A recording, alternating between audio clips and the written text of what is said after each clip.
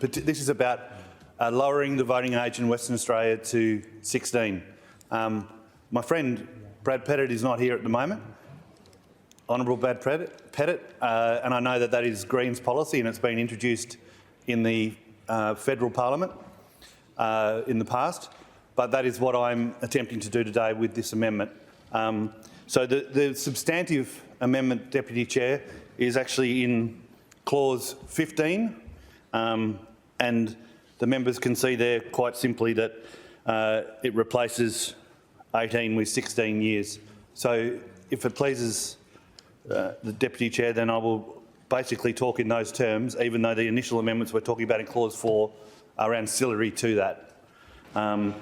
In clause 4 really talks more about the need for the definition of elected to be deleted, about attaining 18 years, and it also talks about people under the age of 18 being silent electors. My motivation for this is quite simple. I don't think that it's up to us to determine necessarily who should get the vote in this state, because by definition those people are not here to speak for themselves. So that would be an argument, but I don't think 14-year-olds, there's very few 14-year-olds pay tax. So I'm basically also led, Honourable Martin Aldridge, by one of my constituents in Margaret River, and I did speak about this in my inaugural speech, Emma High-Inc, and she heads up the Make It 16 campaign in Australia, and we have reached out to Emma's office, and I would simply say this, from her website, the Make It 16 campaign does talk about strengthening democracy, and it says democracies thrive with broader participation, the expansion of voting rights from men without property to women, Indigenous people and those aged 18 to 21 in the 1970s has consistently strengthened democracy, granting voting rights to 16 and 17-year-olds in Australia. Australian elections and referendums will bring about a similar positive impact. So my logic, and I think for me it's evident, but maybe for others not so much, but there was the front page of the West Australian did talk about this particular act resulting in a potentially 100% pay rise to the political parties, and based on the last election result, possibly a pay rise of $3 million per election to the WA Labor Party. I think that's unfair for people who pay tax, and that includes people as young as 16, if they're not even allowed to vote. So what you're saying, my uncle back in the 80s was involved in the federal parliament, and he used to talk about the user pays system. So this system is actually the person who doesn't get to use it still pays. So young people who are paying tax are actually paying money to political parties via this bill with the electoral funding amendments for a service or a vote that they don't even get to have. I just think that's fundamentally unfair, and I think that overrules any argument about the merits of young people versus old people and so on.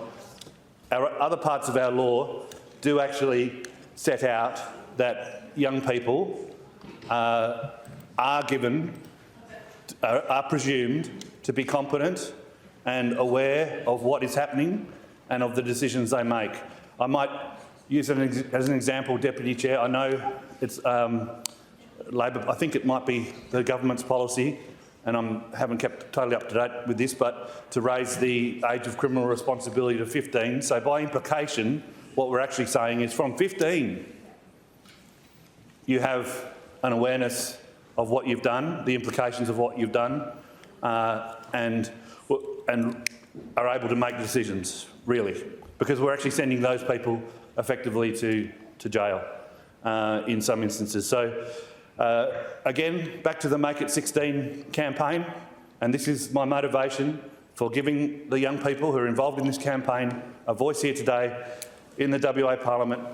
And it says here, by 16 we can work full-time, pay income tax, serve in the army, drive a car, get married and be charged with criminal offences.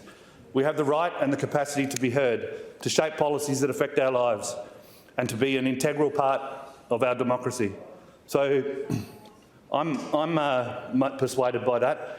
I wish my friend from the Greens was here, because I know it's Greens policy, but mindful of the fact that I have been told in a roundabout way not to take up too much of your time today due to the impending holidays and so on. So I've talked about Emma.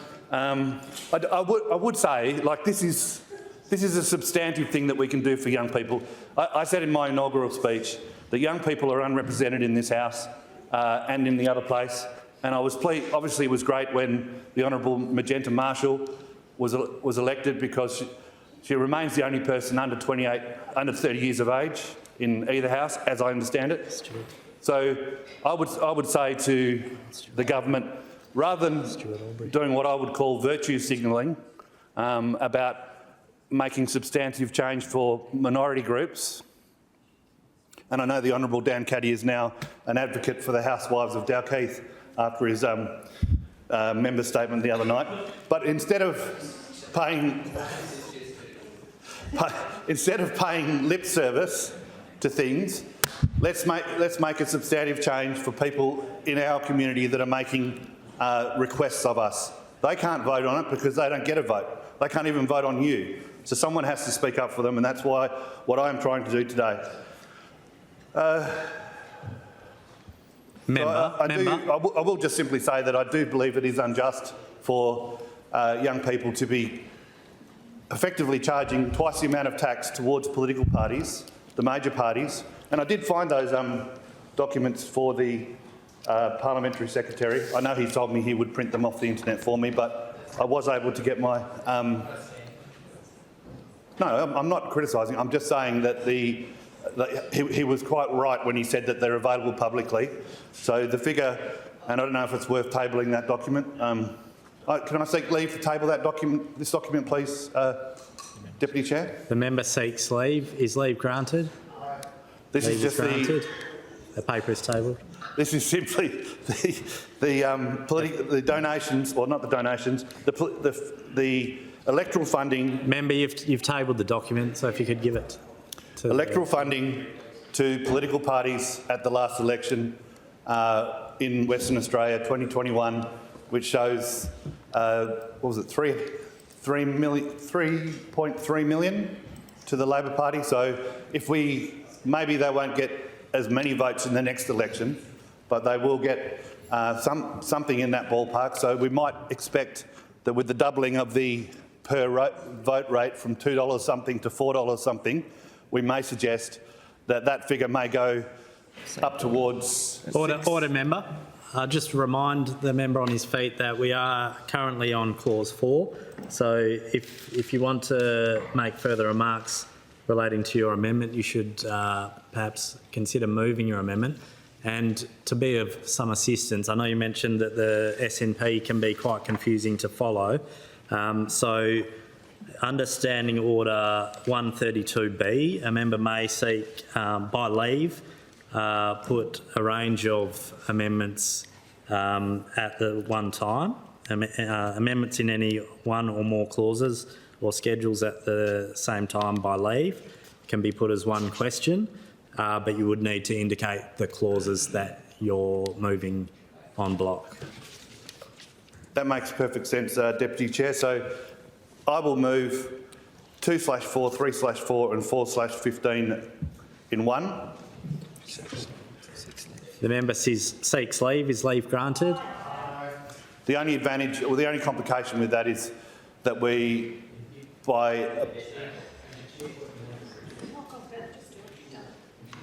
Thank you for the unsolicited advice. I was just trying to explain that would make them also a silent elector, but I suppose that's probably not controversial. So it's okay to include that in this batch of proposed amendments. As I was saying, I think I was going to say that 3.3 million to the Labor Party, it might be 7 next time. Members, the Honourable Ben Dawkins has moved the amendments 2/4, 3/4, 4/15 on supplementary notice paper 130 issue number 3, and the question is the words "to be deleted" be deleted. All those of that opinion, the Honourable Matt Swinburne. Thank you, Deputy Chair. So I note that these things have now been put together, and I'll give a response to this general issue, member. So what I'll note at the so I'll give a global response. I don't intend to give a government response to every other amendment that might relate to lowering the age to 16. What I'll say is that arguments about expanding the franchise to 16 and 17-year-olds are not without their merits. And to be frank with you, member, it's probably, of all the amendments you put on the notice paper, the one that is the most meritorious. However, the government is not seeking to do this at this time. It's not our intention to lower that. We've not indicated that that's something that we have any contemplation in doing. So I strongly encourage, of course, any 16 or 17-year-olds that you've referred to that are very interested in the political process and in our democratic institutions to engage with them as much as they possibly can. And that might include, for example, joining a political party at 16.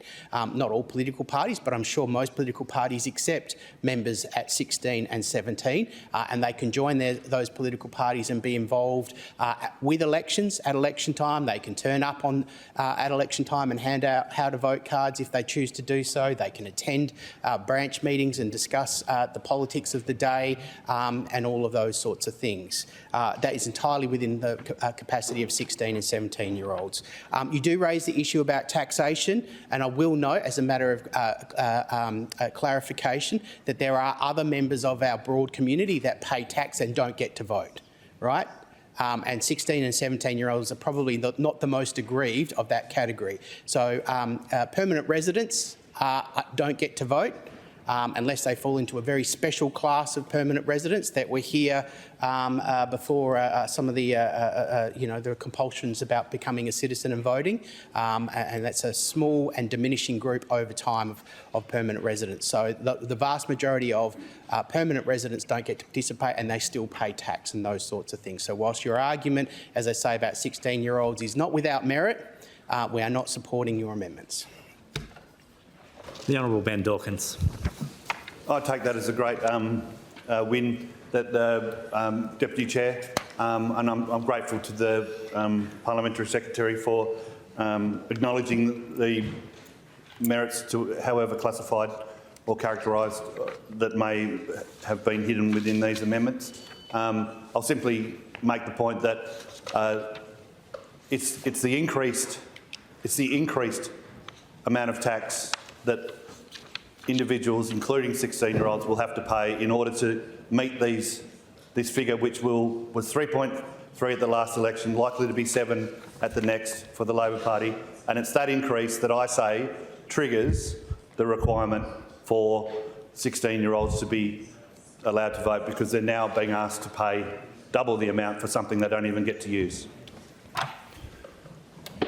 Members, the Honourable Ben Dawkins has moved the amendment 2/4 and 3/4, the words "to be deleted" be deleted. All those of that opinion say aye. Those to the contrary say no. No. I think the noes have it.